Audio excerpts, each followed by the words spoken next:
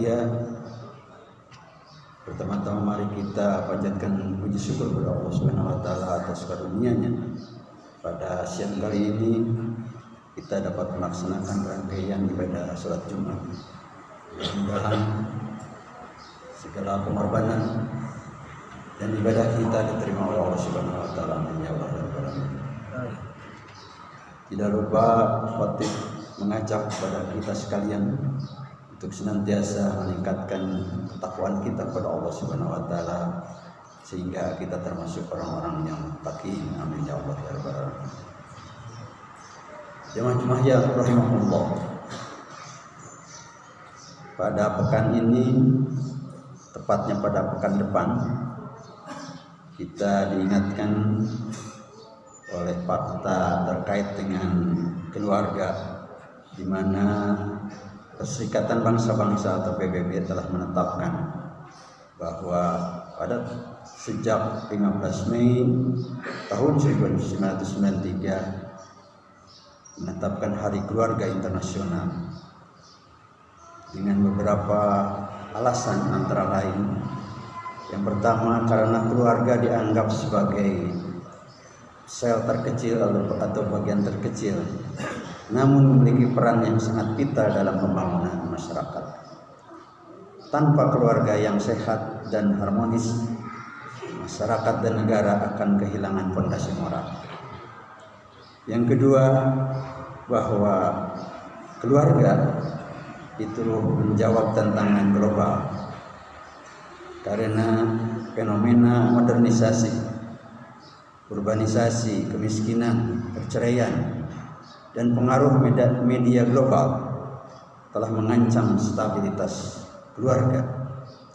Maka Hari Keluarga menjadi ajang refleksi bersama tentang perlunya kebijakan dan dukungan terhadap peran keluarga dalam membesarkan dan mendidik generasi muda yang tangguh. Yang ketiga, kenapa penting Hari Keluarga Internasional? Karena keluarga memiliki peran yang sangat strategis dalam mencapai tujuan pembangunan yang berkelanjutan, khususnya dalam hal pendidikan, kesetaraan gender, penghapusan kemiskinan, dan kesehatan. Sidang jemaah yang berbahagia,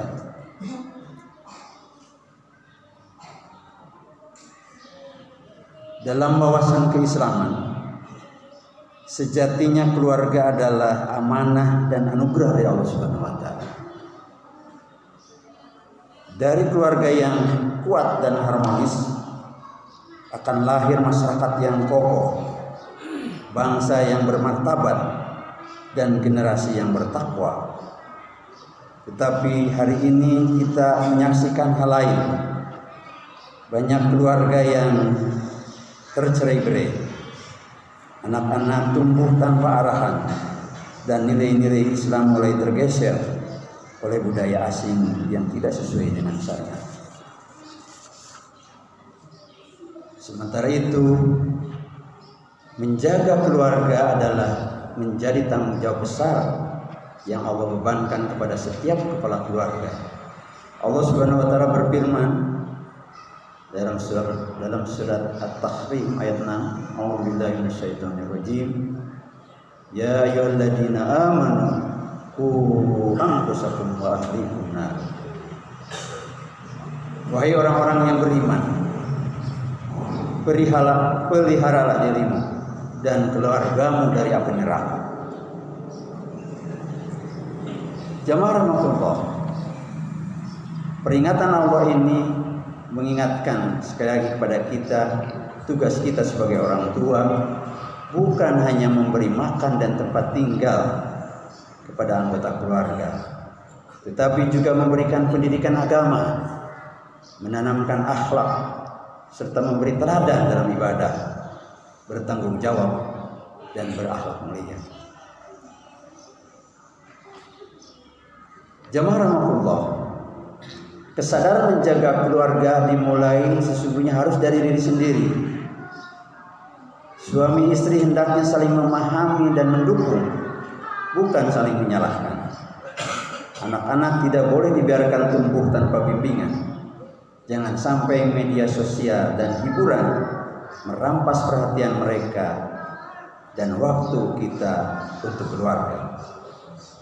Untuk itu marilah kita menjaga keluarga kita dengan penuh cinta dan tanggung jawab. Jadikan rumah sebagai taman surga, tempat ibadah dan saling menguatkan.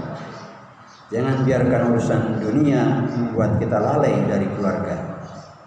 Jadikan salat berjamaah, membaca Al-Quran, dan diskusi rohani sebagai bagian dari keseharian rumah tangga kita. Ada beberapa tips yang diyakini dapat menjaga keutuhan keluarga. Yang pertama adalah memperkuat iman dan tanggung jawab spiritual. Bahwa jadikanlah rumah sebagai tempat ibadah dan belajar agama. Seperti halnya tadi, termasuk diskusi rohani, sehingga bisa menguatkan ruh keluarga. Yang kedua, membangun komunikasi yang jujur dan terbuka di antara sesama keluarga. Yang ketiga, luangkan waktu berkualitas atau quality time. Sesibuk apapun, sempatkanlah kita untuk mencoba mengisi keharmonisan di dalam keluarga. Yang keempat, mengelola konflik dengan bijak. Yang kelima, melibatkan semua anggota keluarga dalam keputusan. Yang keenam, menjaga ekonomi keluarga dengan baik. Melengkapi tips yang diyakini bisa menjaga keutuhan keluarga itu, kita diingatkan oleh beberapa hadis Rasulullah SAW yang ada kaitannya dengan keluarga.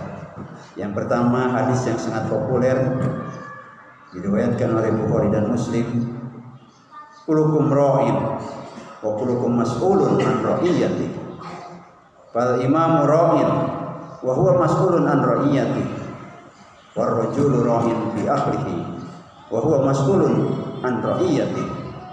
Wal mar'atu ra'iyatun fi baiti jawziha wa hiya mas'ulatun an ra'iyatiha." Setiap kalian adalah pemimpin dan setiap kalian akan diminta pertanggungjawabannya atas kepemimpinannya.